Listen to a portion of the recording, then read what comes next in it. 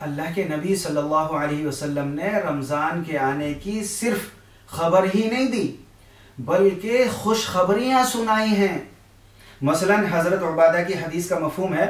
کہ رمضان سے پہلے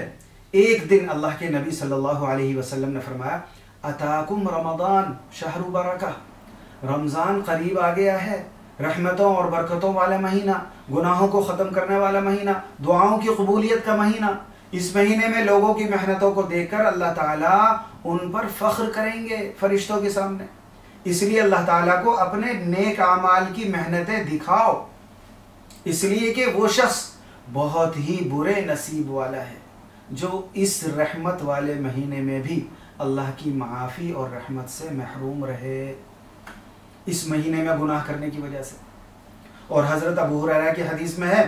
اس مہینے میں آسمان کے دروازے کھول دیے جاتے ہیں، دوزخ کے دروازے بند کر دیے جاتے ہیں، شیطانوں کو ہتھکڑیاں اور بیڑیاں پہنا دی جاتی ہیں۔